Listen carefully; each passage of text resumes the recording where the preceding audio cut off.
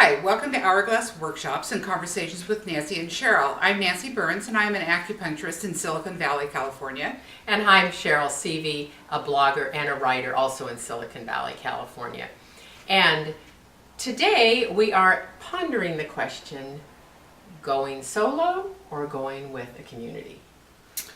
Yeah. And, you know, we struggle with that, I think, sometimes, you know, as things come up, we want to do something, we want to go somewhere, and gee, there's nobody to do it with. Mm-hmm. There might be somebody there, but that might not be the right person to do it with. Right. You know. And so do you have friends for specific activities? I do. Yeah. I do. And I've always thought, you know, I've always kind of wished, gee, I wish I just had this one tribe to go through life with.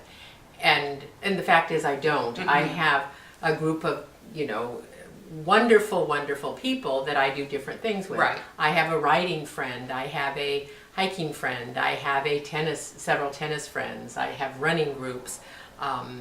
You know, you and I work on things and do things, and you know, in our worlds, and I mean, so there's a variety of different things. How about you? Same thing. Mm-hmm.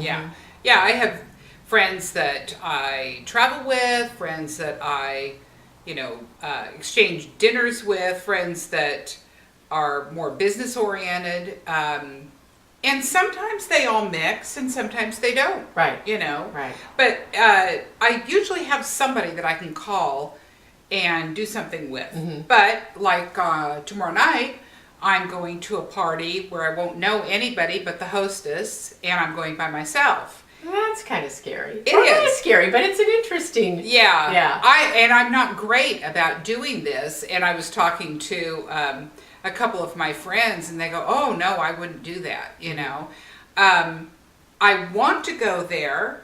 I'm just not a great initiator of conversation. So this is going to be trying something a little new, you know, or something that's kind of out of my comfort zone. Well, you know, years ago, I would have the same thing. I always look for, if I go to a group, you know, one familiar face. And unfortunately, if it is a party and you only know the hostess. Yeah. And you can't cling to them. They're busy. They're busy, right.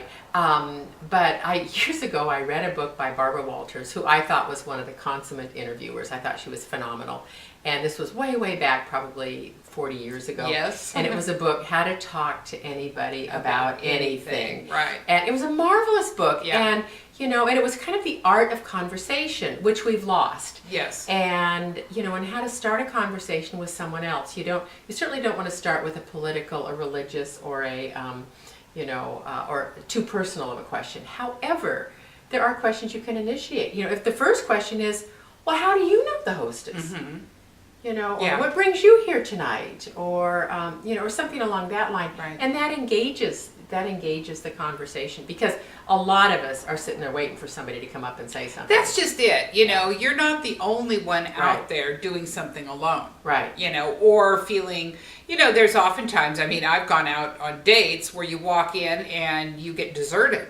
And you don't know a single soul except the person who brought you, who then has gone off to chat with buddies, you know? Right. Which doesn't make points. Right. Aren't dating them anymore. Yeah, it's like, okay, delete.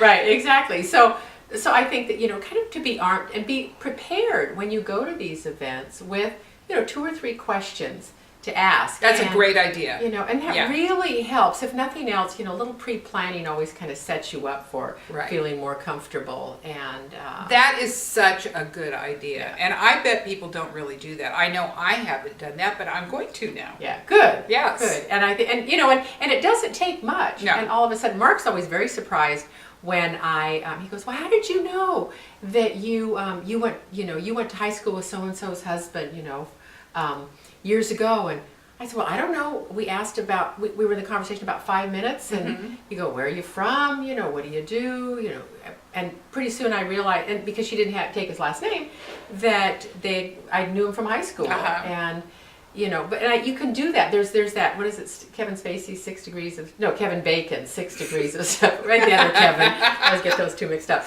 But there's always a connection. That's so true. I had a patient come in to my new office up in El Dorado Hills, and come to find out, her husband went to school with a guy that I dated when I was in high school. Yeah. See, there And you it go. was like, Yeah. how weird is that? And they're business partners Yeah. now, you Yeah. know, so. So go in, be a little bit prepared for a new encounter, but don't be afraid of doing things alone. Plus, if you wait for somebody to do things with, you'll be waiting a long time, and there's no one person Yeah. that you can do everything with. Yeah. That is so true. You can't just plug into one person and have them be your everything. Whether it's your spouse, your best friend. Well, plus they don't Your have the kids. passion or the interest in it. Like there's Yeah. certain things that I'm doing now that only those people in my, that particular group or that community or that person understand why I'm so excited about it. Right. And vice versa. So, and you bring the wrong person to something and it can drag you down. So go forth, go to your party. Okay. And With my 3 questions. That's right. So there's the tip to try in your life for this week.